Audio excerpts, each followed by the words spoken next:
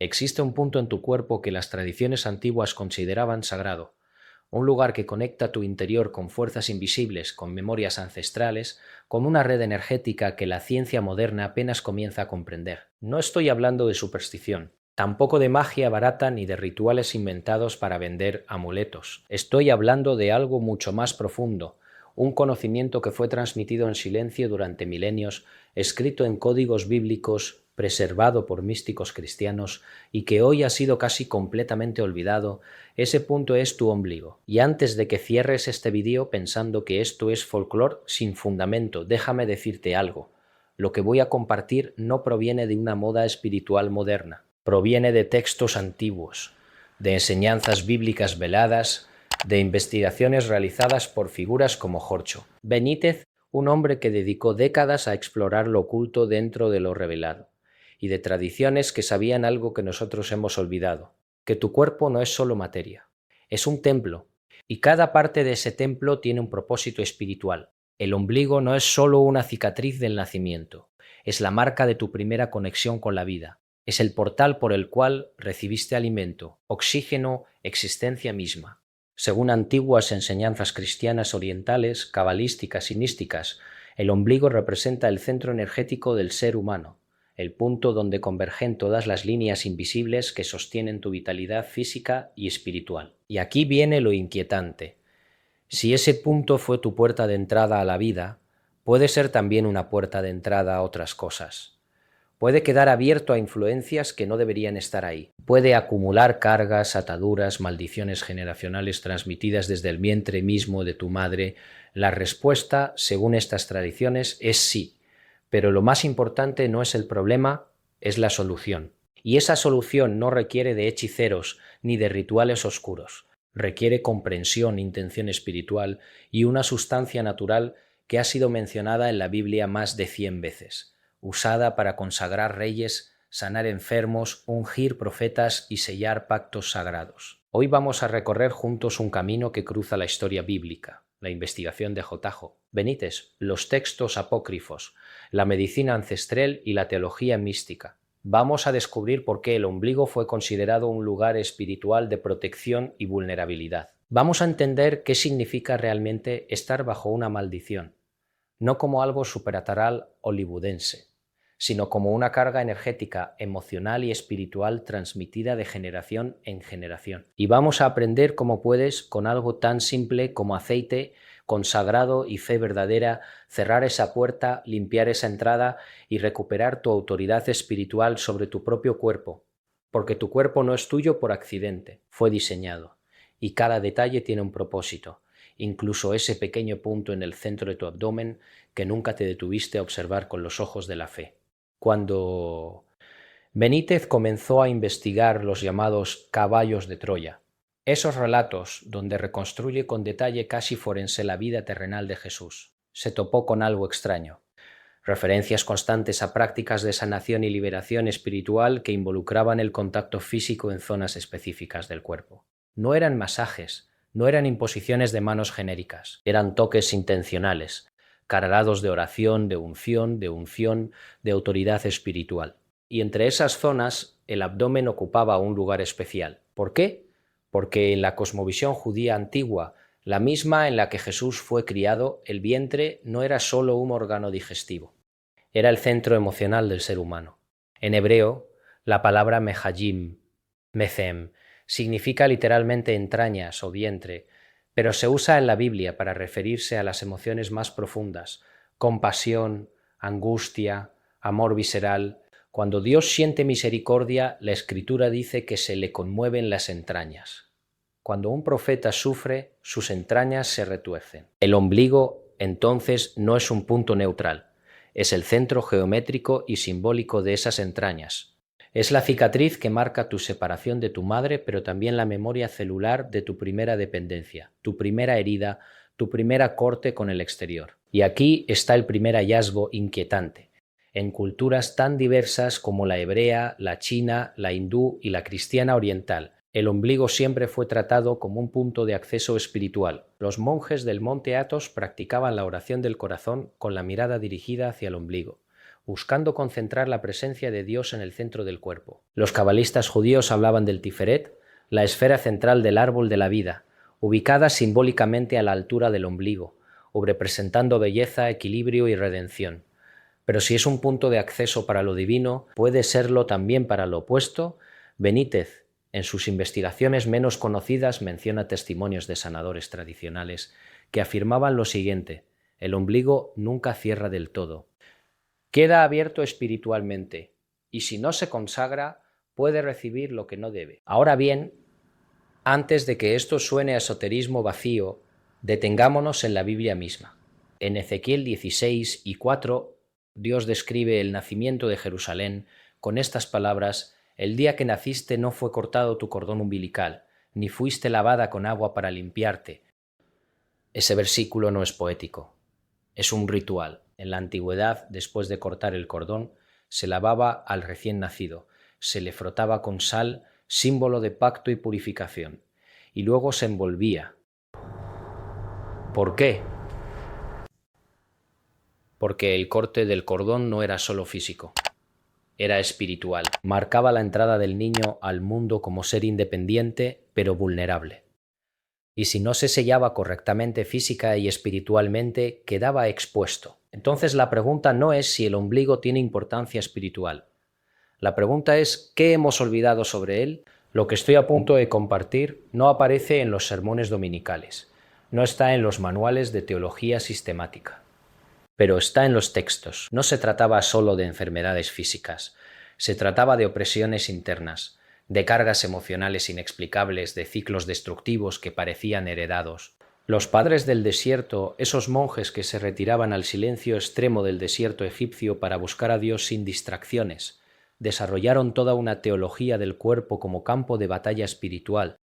Para ellos, cada parte del cuerpo podía ser habitada por pensamientos impuros, recuerdos tormentosos o lo que llamaban logismoi, pensamientos demoníacos enviados para perturbar la paz interior. Y el vientre, el centro, era considerado el lugar donde se alojaban las pasiones más oscuras, la gula, la lujuria, la ira, la tristeza profunda. San Juan Casiano en sus Colaciones escribe: el vientre es la sede de los apetitos, y quien no domina su vientre no dominará su mente. Pero más allá del ascetismo extremo, había algo práctico. Estos monjes aplicaban aceite bendecido sobre su propio abdomen antes de entrar en ayuno prolongado o en combate espiritual intenso. ¿Por qué? Porque entendían que consagrar esa zona era sellarla, protegerla, declararla territorio de Dios. Saltemos ahora a los apócrifos. En el Evangelio de Felipe, un texto gnóstico cristiano del siglo III, se menciona: el aceite de la unción es superior al bautismo, porque por el aceite somos llamados ungidos. El Cristo no fue llamado Cristo por el bautismo, sino por la unción. Aquí hay una pista enorme.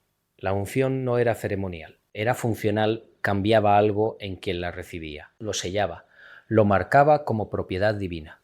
Y ese aceite, en muchas tradiciones, no se aplicaba solo en la frente, se aplicaba en el pecho, en las manos, en los pies y en el vientre. ¿Por qué hemos perdido esto? Porque con el tiempo la institucionalización de la Iglesia simplificó los sacramentos, la unción quedó reservada para enfermos terminales, la extremaunción o para ordenaciones sacerdotales. Pero en su origen era una práctica cotidiana, personal, íntima. Cada creyente podía ungirse a sí mismo, consagrar su cuerpo, declarar soberanía espiritual sobre su propio templo. Y es aquí donde Jotjo. Benítez hace una observación fascinante en Caballo de Troya 3. Cuando Jesús sanaba, no solo hablaba, tocaba, y tocaba con intención. Sus manos no eran pasivas, eran portadoras de algo. Los evangelios lo llaman dinamis, poder, fuerza, energía divina que salía de él hacia el enfermo. Operaba sobre cuerpos que estaban diseñados para recibirlo. Y el vientre, el centro, era uno de los receptores más sensibles. Entonces, ¿qué pasó? ¿Por qué dejamos de ungir nuestros propios cuerpos? ¿Por qué empezamos a tratar la fe como algo mental, abstracto, desconectado de la carne? Quizás porque olvidamos que somos, antes que nada, cuerpo, y que cada centímetro de ese cuerpo es un campo de batalla o un altar. Depende de quién lo consagre primero. Ahora detengámonos aquí. porque cuando hablamos de maldición, la mayoría de las personas piensa en películas de terror, en brujas, lanzando hechizos, en muñecos de vudú clavados con alfileres. Y eso, francamente, es folclore. Es entretenimiento, no es teología bíblica. Entonces, ¿qué es una maldición según la Escritura? Una maldición es una palabra de muerte. Es una declaración de ausencia de bendición. Es la ruptura de un pacto con Dios que deja a una persona, familia o linaje fuera de la cobertura divina. Y esa ruptura no necesita de rituales oscuros para activarse. Se activa con la desobediencia, con el pecado sostenido, con la idolatría, con la injusticia. En Deuteronomio 28, Dios presenta dos caminos: bendición o maldición. No son fuerzas mágicas, son consecuencias relacionales. Si caminas en obediencia, la bendición te sigue. Si te alejas, la maldición te alcanza. Y esa maldición no es un demonio flotante, es la ausencia de protección. Es la puerta abierta a la enfermedad, al fracaso, a la angustia, a la repetición de patrones destructivos. Y aquí está lo escalofriante: las maldiciones se heredan. Éxodo 25 dice: Yo soy Jehová tu Dios, fuerte, celoso, que visito la maldad de los padres sobre los hijos hasta la tercera y cuarta generación de los que me aborrecen. Es biología espiritual. Lo que tus abuelos vivieron, lo que tus padres cargaron, se transmite. No genéticamente en el sentido de ADN, sino energéticamente, emocionalmente, espiritualmente. Los patrones de ira, de miedo, de pobreza, de enfermedad, de abandono, viajan en el linaje. Se transmiten de vientre a vientre. Y es ahí, precisamente ahí, donde el ombligo cobra un significado profundo. Porque el ombligo es el recordatorio físico de que estuviste conectado a tu madre. Y antes de ella estuvo conectada a la suya. Y así, generación tras generación, una línea invisible de herencia, biológica, emocional, espiritual, te conecta con tus ancestros. Ahora bien, aquí está el conocimiento suprimido que muy pocos enseñan. Si esa conexión transmite bendición, también puede transmitir maldición. Si tu madre vivió en miedo, si tu abuela sufrió rechazo, tú naciste con una predisposición al rechazo.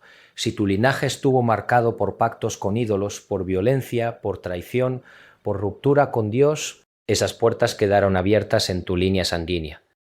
Y el ombligo es el símbolo visible de esa transmisión. Pero aquí hay esperanza.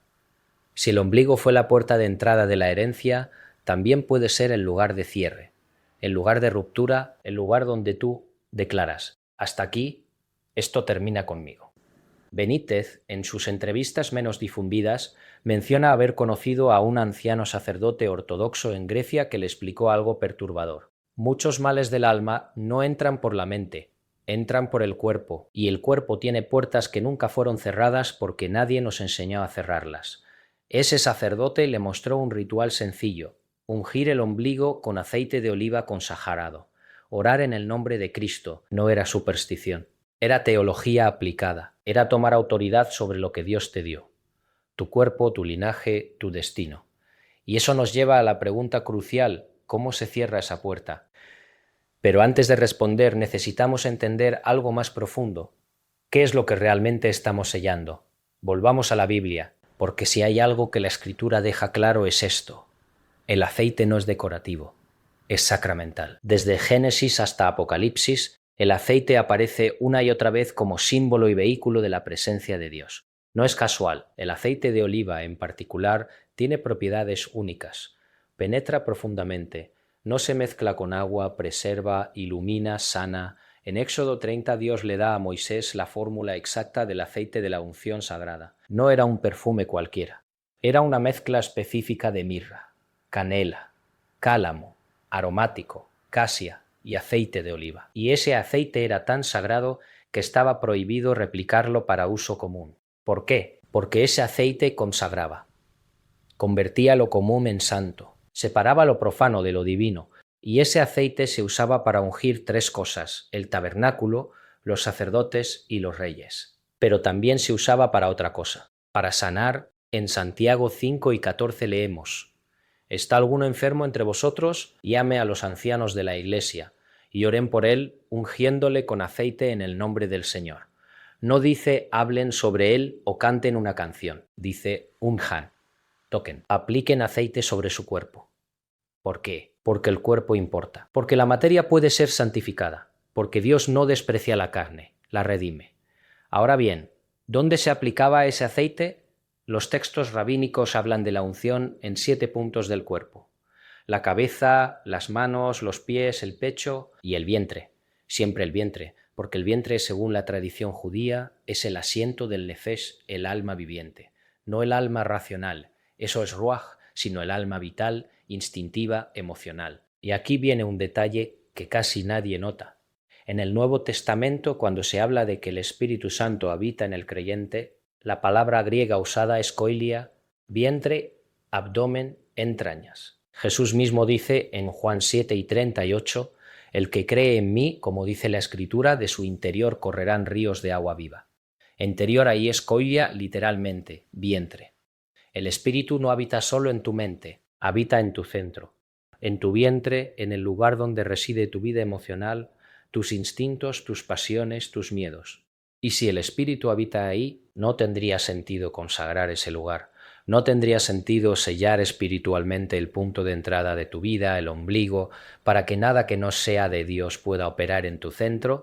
Benítez, en sus investigaciones sobre prácticas cristianas primitivas, encontró algo fascinante en los escritos de Hipólito de Roma, siglo III. En el ritual de bautismo, antes de sumergir al candidato, se le ungía con aceite en 3 lugares: la frente, el pecho y el vientre. ¿Por qué el vientre? Porque representaba la sede de las pasiones que necesitaban ser sometidas a Cristo. Saltemos ahora a la medicina. En la medicina tradicional china, el ombligo es el punto Shenke, Shenchue, que significa palacio del espíritu. Es considerado un punto de acceso directo al ki original, la energía vital con la que naciste. Los médicos antiguos aplicaban hierbas, calor y aceites esenciales sobre el ombligo para tratar desde insomnio hasta depresión, desde infertilidad hasta dolores crónicos. ¿Coincidencia? No. ¿Es conocimiento universal? Culturas separadas por continentes y milenios llegaron a la misma conclusión. El ombligo es un portal, y lo que pongas en él importa. Ahora bien, ¿qué pasa cuando unes este conocimiento médico ancestral con la teología bíblica de la unción? Obtienes algo poderoso, una práctica espiritual con fundamento tanto en la revelación divina como en la sabiduría del cuerpo humano. Y eso nos lleva al corazón del asunto. ¿Qué aceite usar y cómo aplicarlo? Pero más importante aún, ¿con qué autoridad? Porque aquí está el punto que la mayoría de las personas no entiende. El aceite sin fe es solo aceite.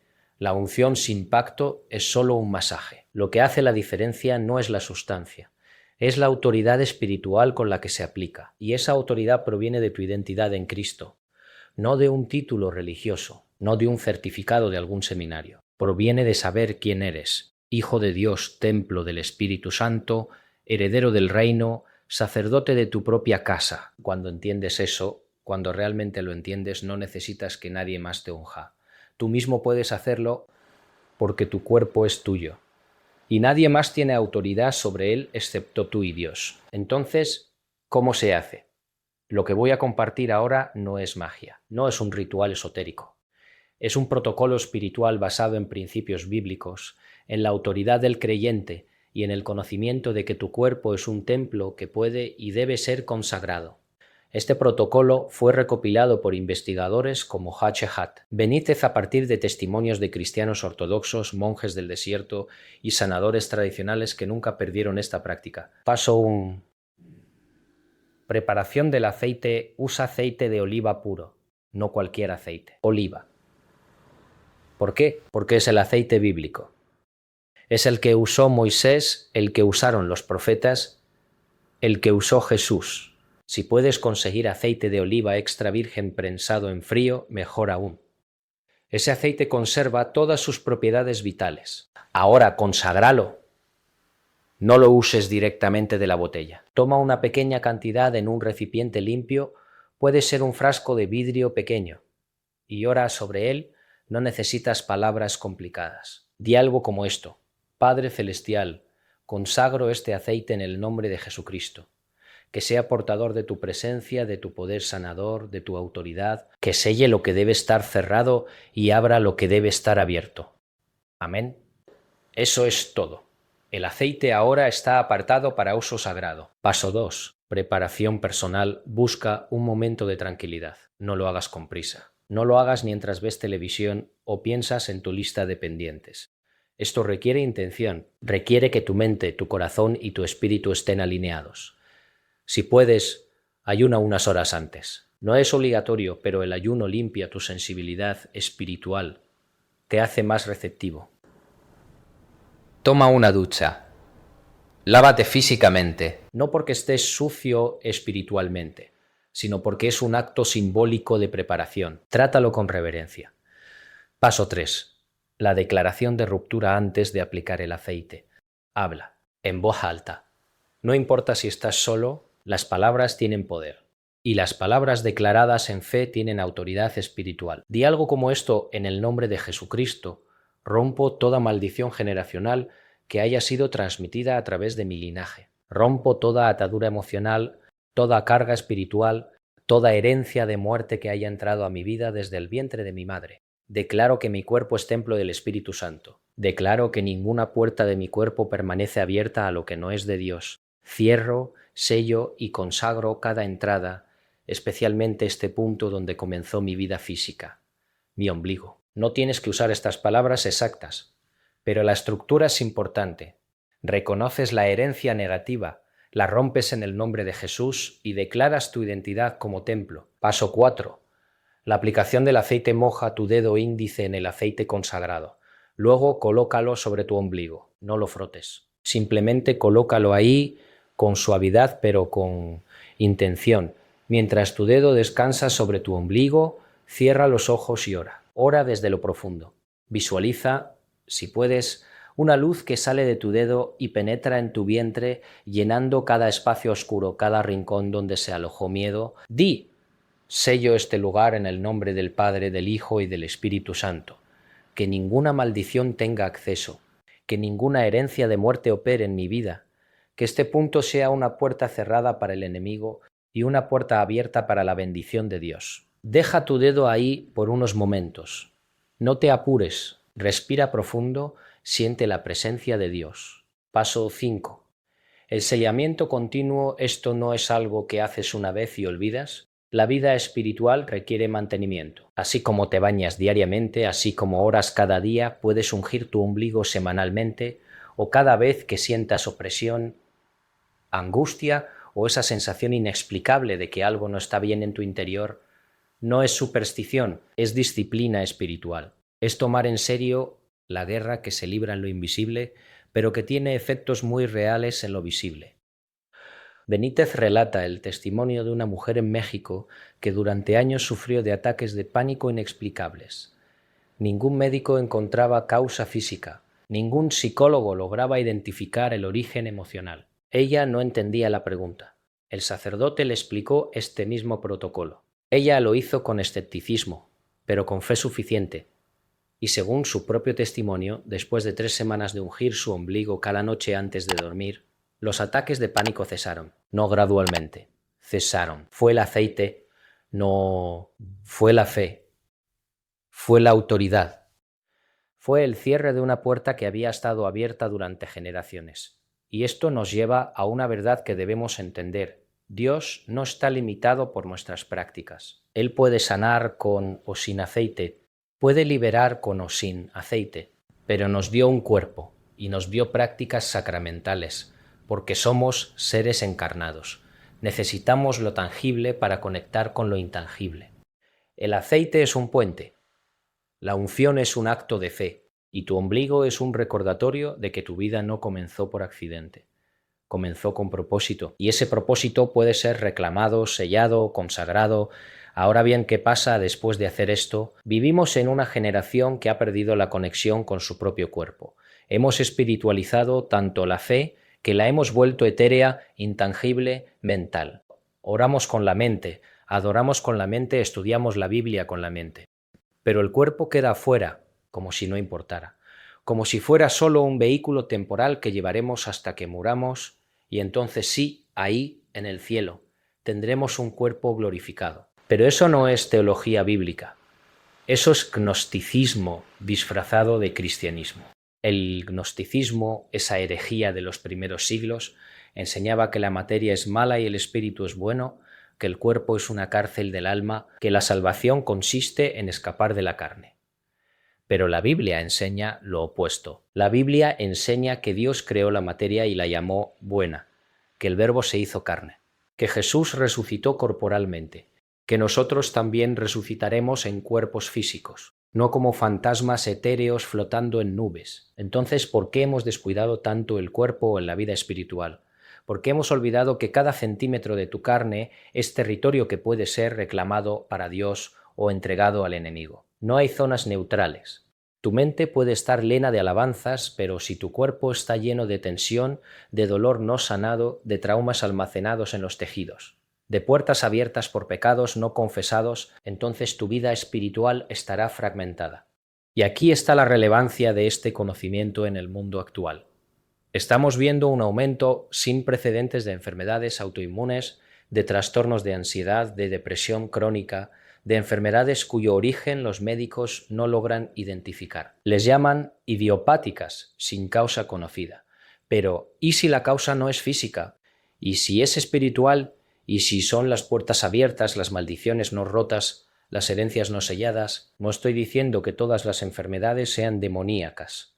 Eso sería simplista y peligroso. Pero estoy diciendo que existe una dimensión espiritual de la salud que la medicina moderna ignora por completo. Y esa dimensión puede ser la diferencia entre vivir oprimido. Piensa en esto. Si tu bisabuelo fue un hombre violento y esa violencia marcó a tu abuelo y tu abuelo la transmitió a tu padre y tu padre la transmitió a ti, no se detiene solo. Alguien tiene que romperlo. Alguien tiene que decir, hasta aquí. Y ese alguien puede ser tú. No necesitas ser perfecto. No necesitas ser un teólogo titulado. Solo necesitas ser hijo de Dios, consciente de tu identidad y dispuesto a ejercer la autoridad que Cristo te dio sobre tu propia vida. Y parte de esa autoridad es consagrar tu cuerpo, todo tu cuerpo, incluyendo ese pequeño punto que marca tu origen físico, tu ombligo. Ahora bien, esto plantea una pregunta incómoda. ¿Por qué la Iglesia no enseña esto? La respuesta es compleja. Parte de ello es ignorancia.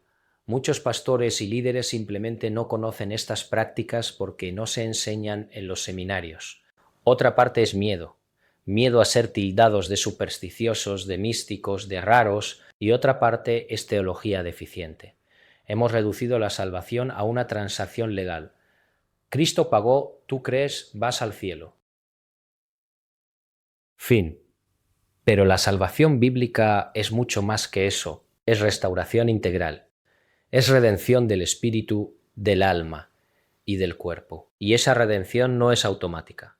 Requiere cooperación, requiere que tomes autoridad sobre lo que Dios te dio. Entonces, ¿qué significa esto para ti hoy?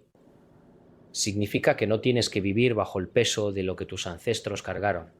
Significa que puedes romper ciclos. Significa que tu cuerpo no es un campo de batalla perdido, sino un templo que puede ser recuperado, limpiado, consagrado, y todo comienza con algo tan simple, tan humilde, tan accesible, como un poco de aceite y un acto de fe.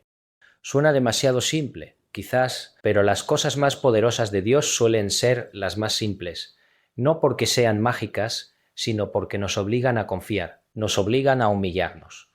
Nos obligan a reconocer que no tenemos todas las respuestas, pero tenemos un Dios que sí. Hay una diferencia enorme entre herencia y heredad.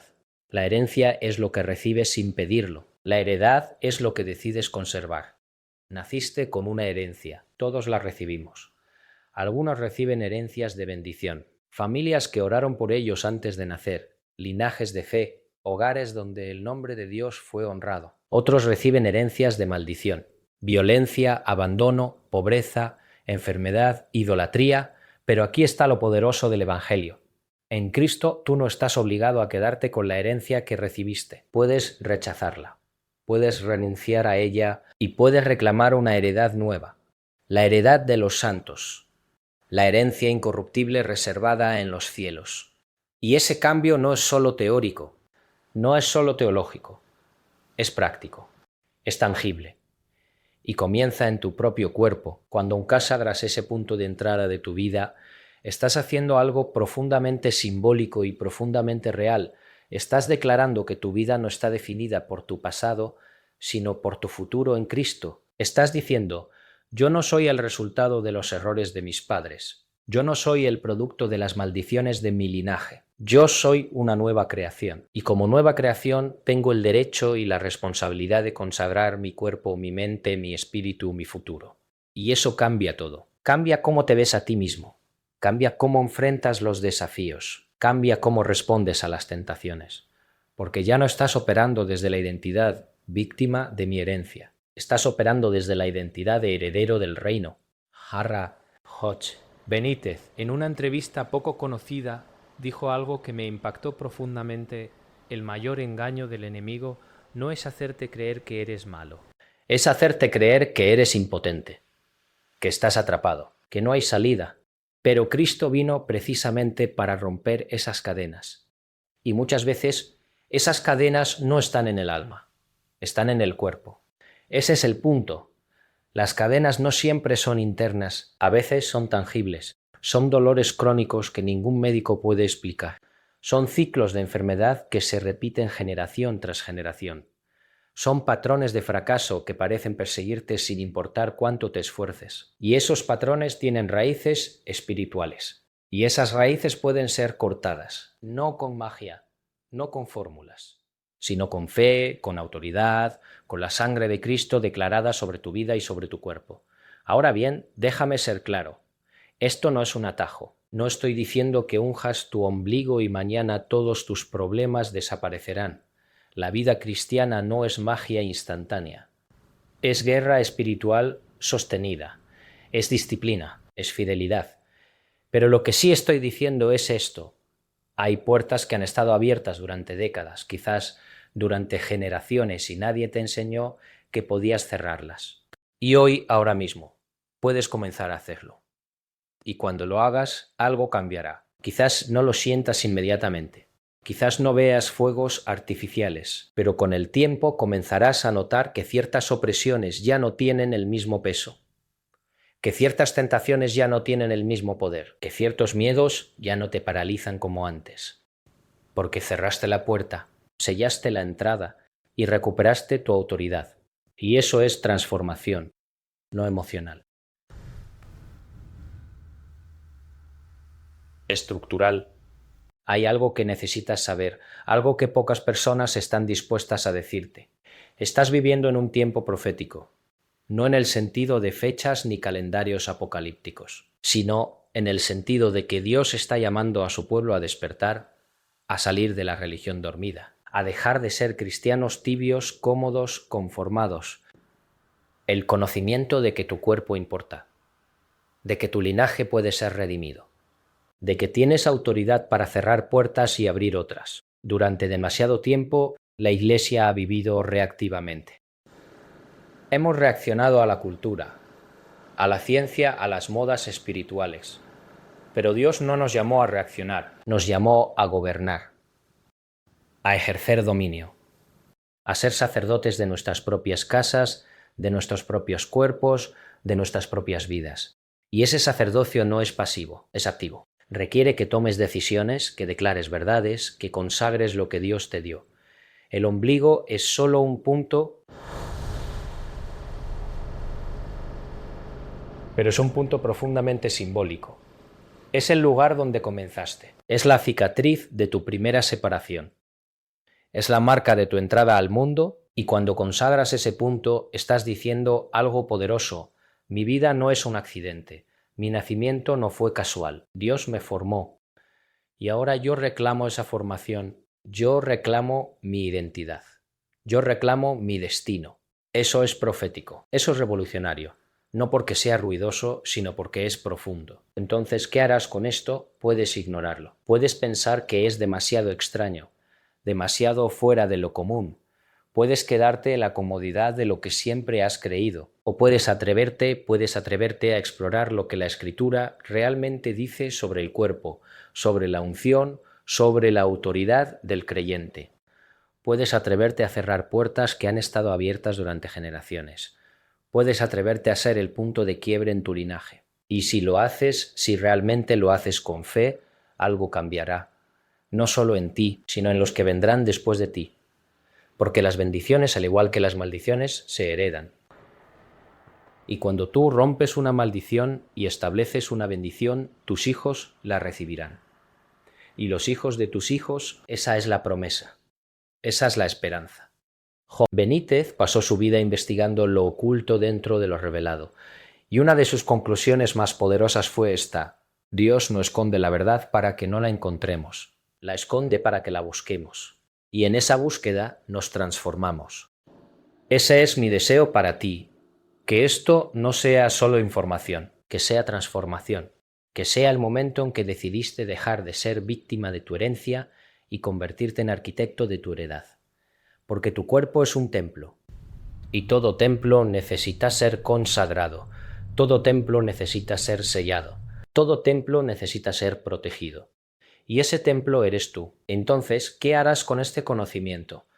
¿Lo guardarás en un rincón de tu mente como una curiosidad espiritual o lo aplicarás? ¿Lo vivirás? ¿Lo compartirás? Porque la verdad que no se vive no es verdad, es solo información, y tú no fuiste llamado a acumular información.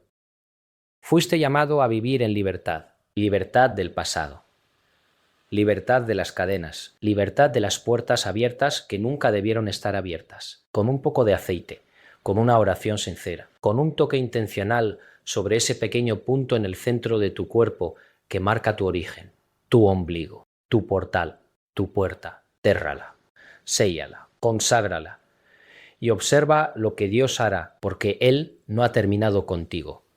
Apenas está comenzando. Y lo mejor aún está por venir. Fin del Guion palabra final. Este no es el final de tu búsqueda, es el comienzo. Si este mensaje resonó en tu espíritu, no lo guardes, compártelo. Hay millones de personas cargando pesos que no son suyos, viviendo bajo maldiciones que pueden ser rotas, sufriendo opresiones que pueden ser rotas. Y tú puedes ser el portador de esta verdad, no porque seas especial, sino porque decidiste creer. Y la fe, aunque pequeña como un grano de mostaza, mueve montañas, y cierra puertas, y rompe cadenas, y transforma linajes. Que así sea. Amén.